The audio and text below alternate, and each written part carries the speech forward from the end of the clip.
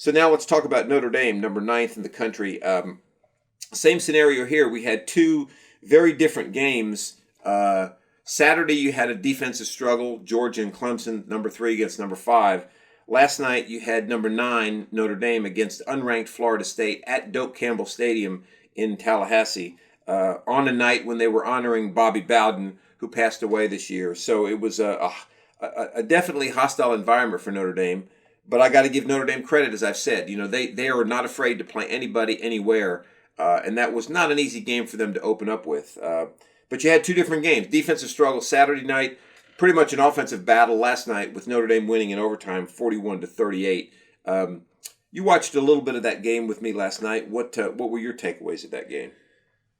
Or at least your initial reactions? Well, I remember early in the game I was telling you that Florida State's not that good. Mm-hmm. So Notre Dame should be ashamed if they lose this game. That's right. I agree with that. I guess Florida State just didn't look impressive, right? They didn't look like they were really explosive on offense. Their defense, I guess, looked all right, but I don't think Notre Dame's offense looked that great. So I think that was kind of a wash, I guess. I don't know. I just wasn't very impressed with Florida State, I guess. That's my point. Mm-hmm. And then also, Notre Dame's tight end's awesome. Yes, he is. Great. Yeah, he is.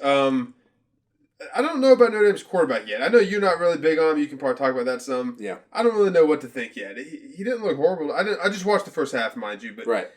And I understand he got even better the second half. So he didn't look horrible in the first half. I mean, I don't really know what to think of him yet. The jury's still out for him, I think. And then outside of that, Notre Dame's offense, and we've talked about this before too. In the past few years within Book, they've been more explosive than Notre Dame's offenses have typically been in the past. Right. I think they're back to their past self now. I don't think they're like a quick strike offense whatsoever. No.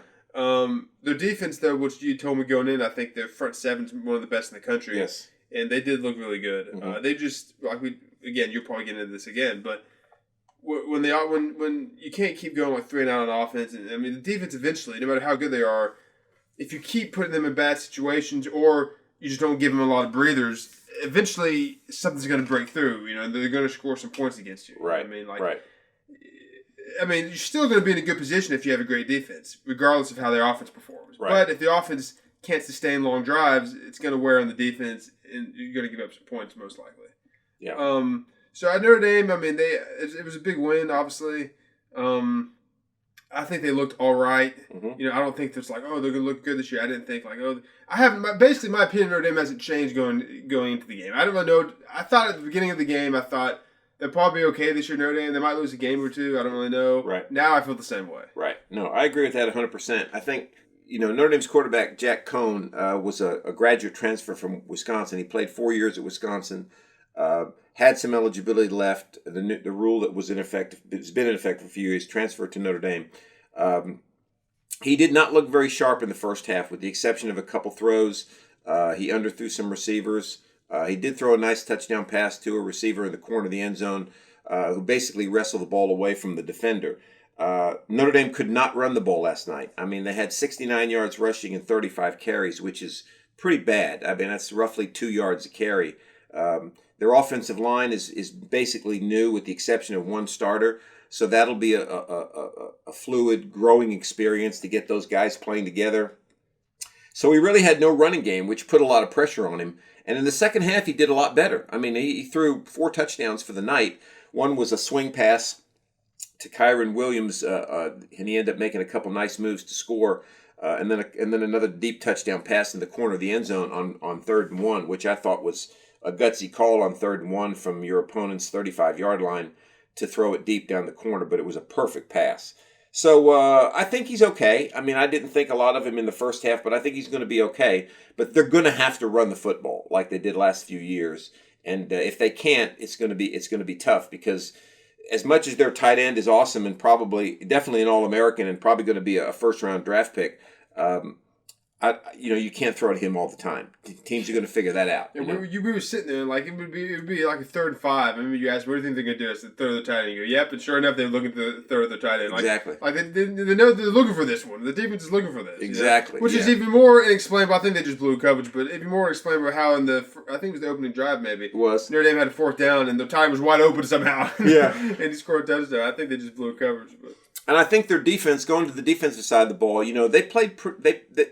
This defensive coordinator, the new defensive coordinator that Notre Dame has, they got from Cincinnati. I think he's learning a little bit as he goes along. This is a step above Cincinnati, this kind of competition. But he's installed more of an attacking type defense, which is going to lend itself to giving up a big play occasionally. They gave up a lot of big plays last night, which was probably not good. But another thing that Notre Dame that I don't understand, we've talked about this in the past. Notre Dame had a 38-20 lead late in the third quarter, and Florida State put in a new quarterback, which was really kind of interesting. I didn't realize this till I saw it last night. That the starting quarterback for Florida State actually misplaced his helmet on the sideline and couldn't find it. So they put this other guy in, Mackenzie Milton. And those of you who may remember Mackenzie Milton, he was the starting quarterback for Central Florida back when they went undefeated in 2018.